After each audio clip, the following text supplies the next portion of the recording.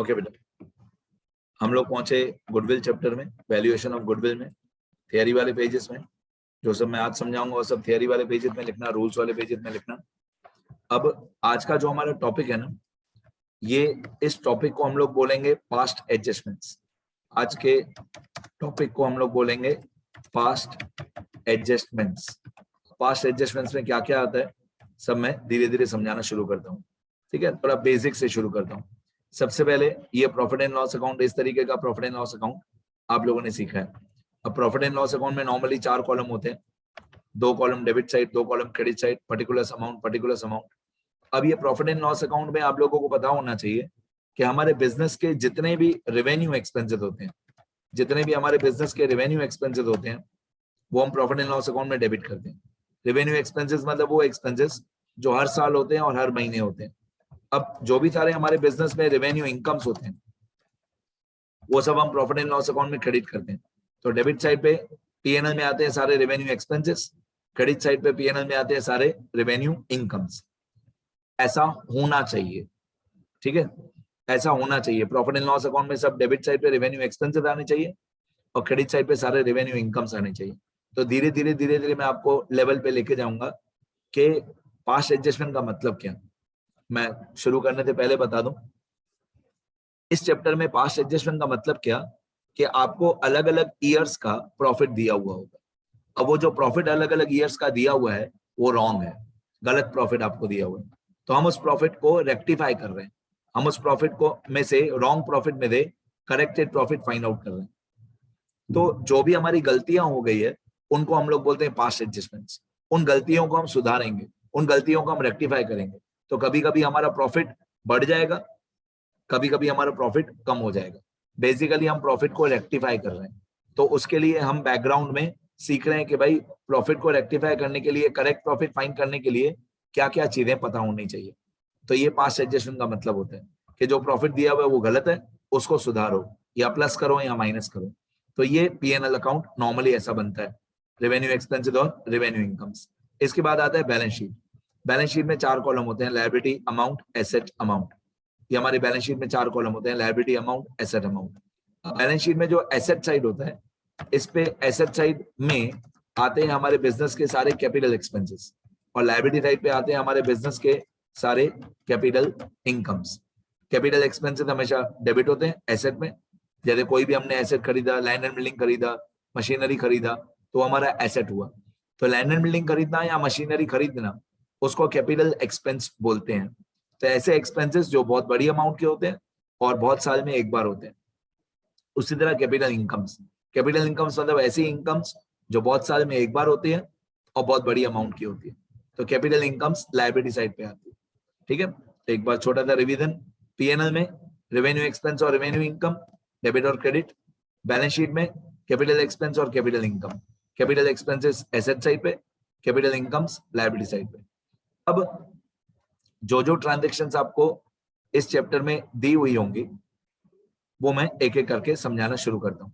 इस तरीके से आपको क्वेश्चन में इस तरीके से एक ईयर का कॉलम दिया होगा और एक प्रॉफिट का कॉलम दिया होगा। थोड़े एग्जांपल्स के साथ करते हैं, अमाउंट्स के साथ करते हैं तो ज्यादा मजा आएगा। मान लो आपको ईयर दिया हुआ है 2019-20, 2020-21, 2021-22, ऐसे अलग अलग ईयर्स आपको दिए हुए हैं। ठीक है, एक और ईयर लिख देते हैं 2022-23। तो अमाउंट्स के साथ ज्यादा समझ में आएगा। अब समझो आपको अलग अलग साल का प्रॉफिट दिया हुआ है। पहले साल का दिया हुआ है 1,20,000, दूसरे साल का दिया हुआ है 1,80,000, तीसरे साल का दिया हुआ है 95,000, चौथे साल का दिया हुआ है 2,60,000। ऐसे अलग अलग ईयर्स आपको दिए होंगे क्वेश्चन में और इनका प्रॉफिट दिया होगा। अब ये जो प्रॉफिट दिया हुआ है अलग अलग साल का, 1,20,000, 1,80,000, 95,000, 2,60,000, ये रॉन्ग है। हमको इस प्रॉफिट को करेक्ट करना है। तो कौन सी एडजस्टमेंट्स हमको दी हुई होती है क्वेश्चन में? Past adjustment. सबसे पहले अबनॉर्मल लॉसेस। क्वेश्चन में आपको ट्रांजैक्शन में, एडजस्टमेंट में, क्वेश्चन में आपको ये सारे अबनॉर्मल लॉसेस दिए होंगे कि ये सारे ऐसे अबनॉर्मल लॉसेस हैं जो हमारे पीएनएल अकाउंट में डेबिट किए हुए हैं। ठीक है, मैं पहले लिस्ट पढ़ देता हूँ, फिर इनका इफेक्ट भी बता दूं। जैसे समझो loss by fire, loss by theft, loss by accident, loss due to strike in factory, loss due to natural calamity, loss on sale of asset, voluntary retirement compensation, loss due to obsolete machinery, ये सब examples हैं abnormal losses के। अब मैं फिर से एक बार read कर देता हूँ। Loss by fire, loss by theft, loss by accident, loss due to strike in factory, loss due to natural calamity, loss on sale of asset, voluntary retirement compensation, loss due to obsolete machinery. अब आपको क्या लिखा हुआ होगा इनमें से कोई भी एक या दो ट्रांजेक्शन में, आपको क्वेश्चन में ऐसा लिखा हुआ होगा, मैं एक एग्जांपल लिख के बताता हूं, मैं यहाँ पे एक एग्जांपल लिख के बताता हूं तो परफेक्ट आपको पता चलेगा कि करना क्या है। आपको क्वेश्चन में ऐसा लिखा हुआ होगा कि in the year 2019-20, in the year 2019-20 there was a loss by fire ₹20,000। अब ऐसा क्वेश्चन में आपको एडजस्टमेंट में दिया हुआ होगा, इन the year 2019-20 there was a loss by fire ₹20,000। ठीक है, हमारे बिजनेस में 20,000 का लॉस बाय फायर हुआ था इन द ईयर 2019-20, ऐसा आपको क्वेश्चन में दिया हुआ होगा। अब मैं यहाँ पे अपना आंसर लिखना शुरू करता हूँ। आंसर में मैं क्या करूंगा, ये जो क्वेश्चन में टेबल दिया हुआ है, पहले पूरा टेबल में सेम कॉपी करूंगा आंसर में।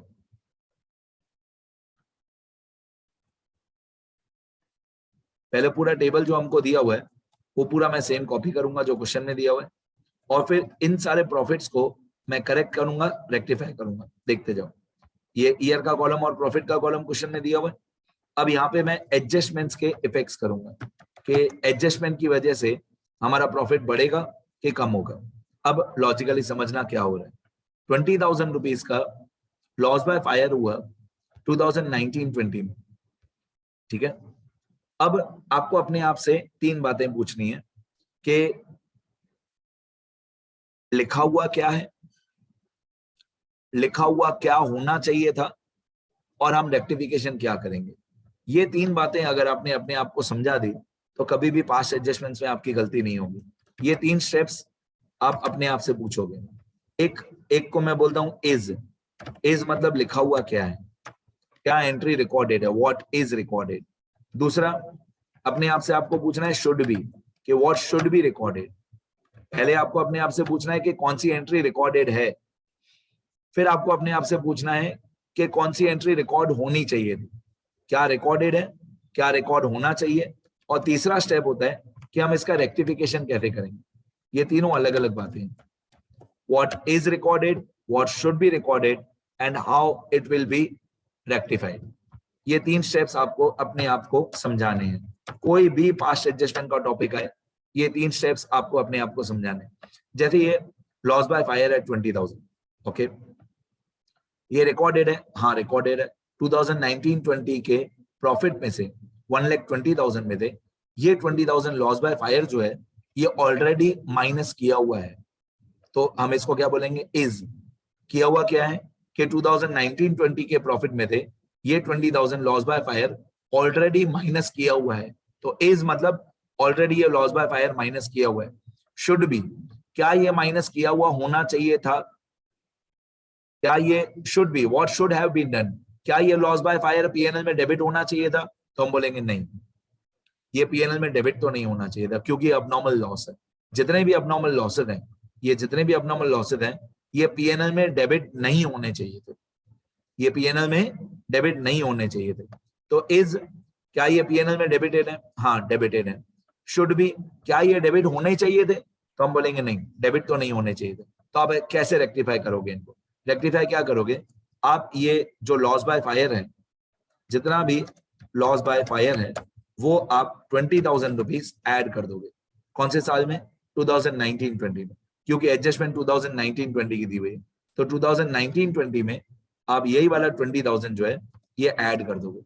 तो यहाँ पे आपका एक करेक्टेड प्रॉफिट का कॉलम आ जाएगा, करेक्टेड प्रॉफिट या रेक्टिफाइड प्रॉफिट। इसको करेक्टेड प्रॉफिट बोल सकते हैं या रेक्टिफाइड प्रॉफिट बोल सकते हैं, कि एडजस्टमेंट्स को प्लस माइनस करने के बाद हमारा करेक्टेड प्रॉफिट कितना आया।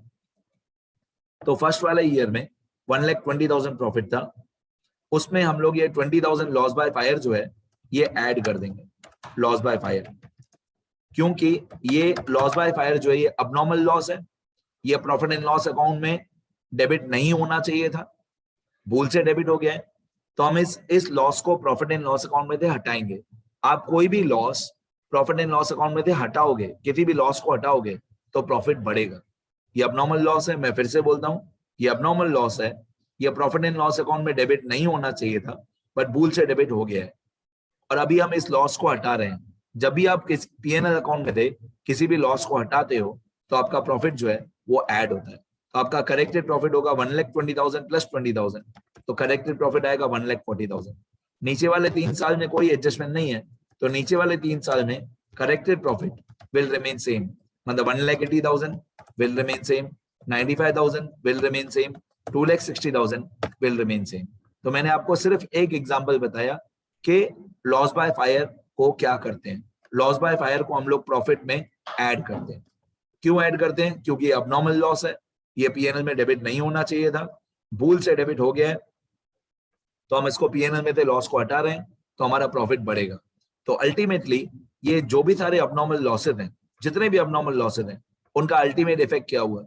अल्टीमेटली इफेक्ट ये हुआ कि जितने भी अबनॉर्मल लॉसेज क्वेश्चन में दिए हुए हैं, हम उनको करेक्ट प्रॉफिट फाइंड आउट करते टाइम इन सबको ऐड करेंगे। तो मैं ब्रैकेट में लिख देता हूं, ऐड वाइल कैलकुलेटिंग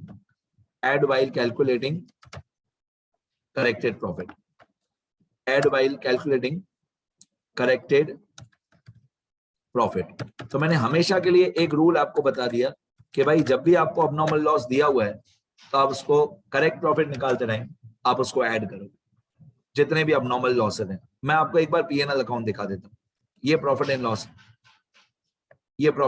अकाउंट है, ठीक है। अब प्रॉफिट एंड लॉस अकाउंट में मैं अमाउंट्स के साथ बताता हूँ आपको। प्रॉफिट एंड लॉस अकाउंट में जो यहाँ पे प्रॉफिट हमने अज्यूम किया था, ठीक है, प्रॉफिट एंड लॉस अकाउंट में सपोज करो हमारा क्रेडिट का टोटल था 6 लाख रुपीस। मैं अमाउंट्स के साथ बताऊंगा और मजा आएगा। समझो क्रेडिट साइड का टोटल था 6 लाख रुपीस, और मान लो डेबिट साइड का टोटल था 4,80,000 रुपीस। क्रेडिट का टोटल था 6 लाख, डेबिट का टोटल था 4,80,000, तो डिफरेंस कितना हुआ? डिफरेंस हुआ 1,20,000, ठीक है। इस 1,20,000 डिफरेंस को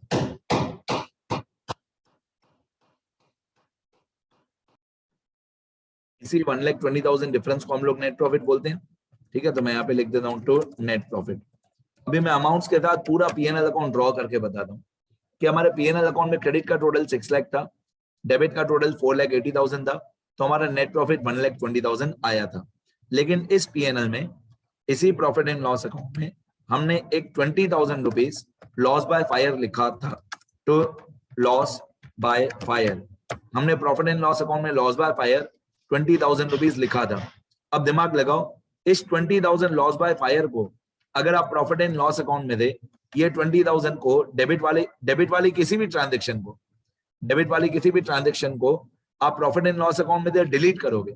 आप ये 20,000 अगर आप डिलीट कर दोगे बेटा, डेबिट वाला कोई भी लॉस डिलीट कर दोगे, मिटा दोगे, तो आपका जो नेट प्रॉफिट है वो बढ़ जाएगा। पहले नेट प्रॉफिट कितना था? 120। अब इस 20,000 को, एक्सपेंस को हटा दो, लॉस को हटा दो, तो आपका प्रॉफिट बढ़ जाएगा। तो यही मैं आपको बता रहा हूं कि जितने भी अबनॉर्मल लॉसेस आपको क्वेश्चन में दिए हुए हैं, आपको करेक्ट प्रॉफिट फाइंड आउट कर देना है, उनको नेट प्रॉफिट में प्लस करना है, क्योंकि आप एक लॉस को पीएनएल में से हटा रहे हो।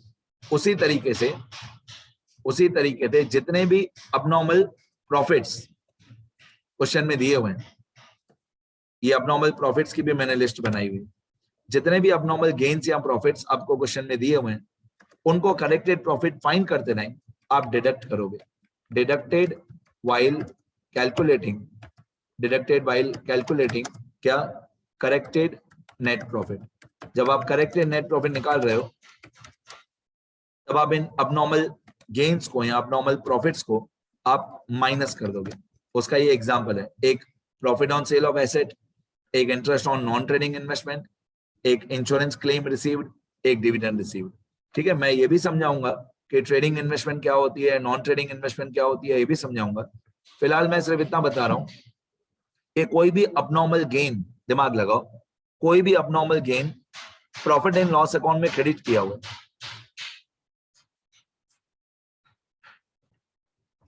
अगर कोई भी abnormal gain profit and loss account में क्रेडिट किया हुआ है, example profit on sale of asset, interest on non trading investment, insurance claim received, dividend received, अगर ये सब पीएनएल में क्रेडिट किए हुए हैं और आप पीएनएल के क्रेडिट में से कोई भी अमाउंट आप हटा रहे हो, यहाँ पे प्रॉफिट एंड लॉस अकाउंट में क्रेडिट साइड पे कोई एंट्री लिखी हुई है, for example profit on sale of asset, तो क्रेडिट में से आप कोई भी एंट्री डिलीट कर रहे हो तो आपका नेट प्रॉफिट कम होगा, दिमाग लगाओ। तो हम लोग क्या कर रहे हैं, बेसिकली अबनॉर्मल लॉसेस को पीएनएल में से हटा रहे हैं।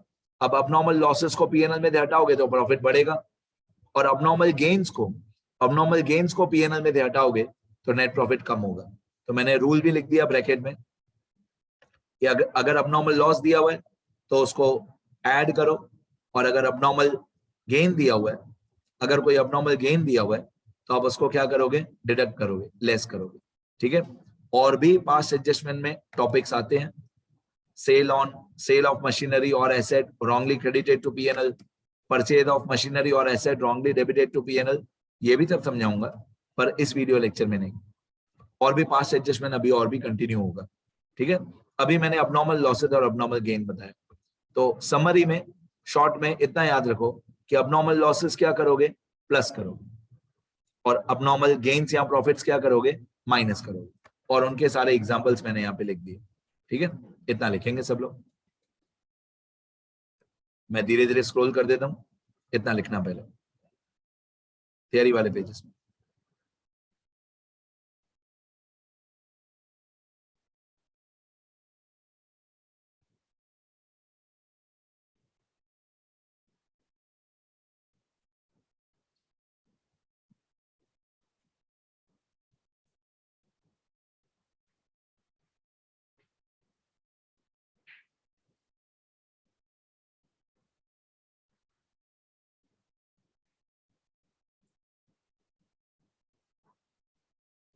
इतना लिखो, तो नेक्स्ट वीडियो में और भी टॉपिक्स कवर करूंगा, पास्ट एडजस्टमेंट अभी और भी चलेगा।